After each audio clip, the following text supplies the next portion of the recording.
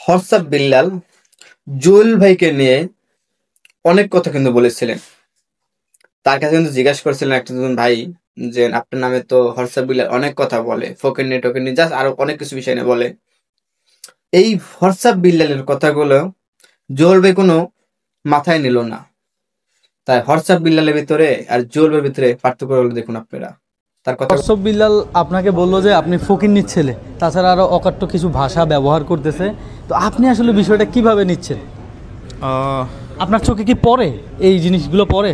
আমি আসলে ওর ভিডিও এর আগেও দেখি নাই কখনো। আচ্ছা আচ্ছা আচ্ছা। হ্যাঁ, দু একজন আমাকে বলতো যে এই ছেলেটা খুব বাড়াবাড়ি করতেছে, এই ধরনের কথা বলতেছে। তখন আমি দেখলাম যে না, ও তো মানে ওর চোখ মুখ দেখে যেটা মনে হইলো যে ও স্বাভাবিক নাই। আর ও স্বাভাবিক নেই? না, ও স্বাভাবিক নাই।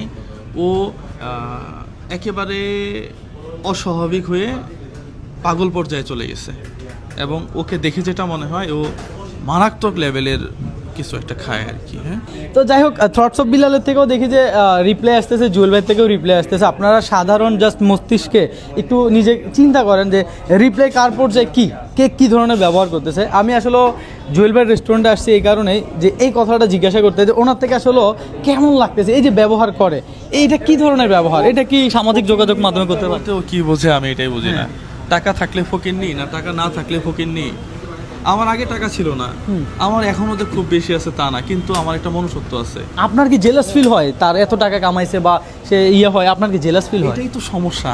টোটালি না, আমি কথা হলো যে তুমি 1000 কোটি টাকা কামাও, এটা সে বলছে। এটা হচ্ছে ওর মানসিক সমস্যার জন্য এই কথা বলছে। ও উঠে আসছে ওই লেভেল থেকে। ওর চেলাফেলাগুলোর মুখের দিকে তাকায় দেখেন, মনে হইতেছে সবগুলা গাঁজা মাজা খেয়ে শুয়ে আছে, এরকম অবস্থা। এবং কথাবার্তার ভাষা ঠিক নেই। মানুষ মূল্যায়ন করবে তোমার ভাষার উপরে। তুমি মানবিক মানুষ হয়ে ওই 500 টাকার একটা বই তুমি 30,000 টাকা বিক্রি করবা, আর মানুষ কথা বললে তুমি বলবা যে আমার কি সমস্যা।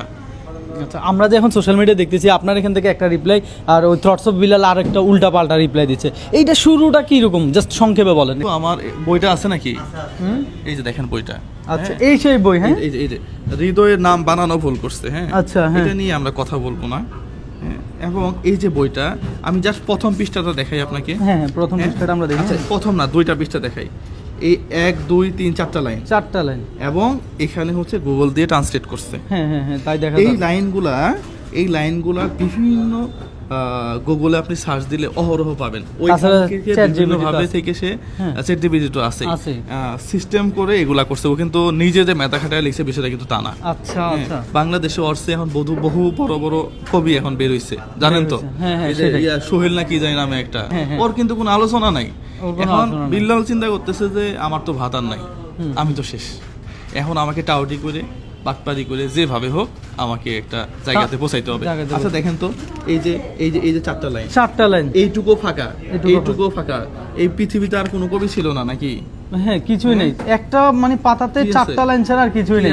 গুগলে সার্চ দেন না, কত নিবেন আপনি সার্চ দিয়ে পরে আমাকে কমেন্ট করেন। একদম কি আছে, 4টা লাইন ছাড়া তো আর কিছুই নেই। হ্যাঁ, তাহলে এই যে মানুষকে প্রতারণা করাটা, হ্যাঁ, এখন এগুলাই প্রথম বলছিলাম আমি ভাই। মানে আপনি বলছেন যে আপনি বলছিলেন, আমি শুনছিলাম যে এই বইটা কেন 1000 টাকা বিক্রি করতেছে, 100 টাকার একটা বই তো সে 200 টাকা বিক্রি করতে পারে, এটা নিয়েই তাহলে শুরু আপনার। আপনি এসে মানুষ হিসাবে এই দেশে কি ঘটবে এটা নিয়ে আপনি কথা বলতে পারবেন না? অবশ্যই রাইট আছে, আমি সেটাই শুনতে চাইতেছি এতক্ষণ। একটা বই লিখছেন, এই বইটার দাম 300 টাকা দিয়ে আমি কিনছি। আমি কেনার পরে আমি বললাম যে রবিন ভাই যে বইটা লিখলো এই বইটার দাম 150 টাকা হইলে ভালো। অবশ্যই রাইট আছে, এটা বলা রাইট আছে। তাহলে এরপরেই রিপ্লাই শুরু, আর আমরা দেখতেছি ইতিমধ্যে তার অকাট্য যে ভাষাগুলো, আসলে এগুলো খুব খারাপ লাগে। কন্টেন্ট ক্রিয়েশনের আব্বা বলে সে, মানে কন্টেন্ট ক্রিয়েট করে যারা তারা। আমি ওকে আজকে বললাম যে 100K ফলোয়ার ছিল আমার এলাকাতে, এসে বলতেছে জুয়েল ভাই একটা ভিডিও। আমি সেই ভিডিওটা দেখছি, আমার চোখে ভিডিও করে দিলাম। হ্যাঁ, কপালে থাকলে তুমি বড় কিছু হবা। ওই ভিডিওটা তো ভাইরাল মানে কি, ওর 17K ফলোয়ার এখন মনে হয় 18-19K হয়ে গেল, কয়েক মিলিয়ন ভিউ। এখন আমি কি বলতে পারি যে আমি তোমার আব্বা? মোটেও না। আমার যে ড্রাইভার, সে তো ভিডিও বানাইতো না, 40K ফলোয়ার। এখন আমি কি বলতে পারি আমি তোমার আব্বা? কখনো। রাশিদুল সিএনজি চালাইতো, সারা রাত সিএনজি চালায়, দিনে এসে আমার সাথে সময় দিত। আজকে $300 উপরে ওর অ্যাকাউন্টে, তার মানে প্রায় 40,000 টাকার কাছাকাছি। আমি এখন রাশিদুলকে বলতে পারি যে তোমার আব্বা আগে যেটা ছিল, আর সে জগতের আব্বা হয়ে যাইতেছে, ভাবা যায়। তো আসলে জুয়েল ভাইয়ের কথায় আমি একমত হইতে বাধ্য হইলাম যে ও কিছু একটা খায়। হ্যাঁ, এটাই হইতে পারে। আর ওর সুস্থতা কামনা করি, ও যেন দ্রুত সুস্থ হয়ে যায়। আমি নিজে অসুস্থতা কামনা করি, আমিও শুভাকাঙ্ক্ষী, এখনো বলে দিলাম।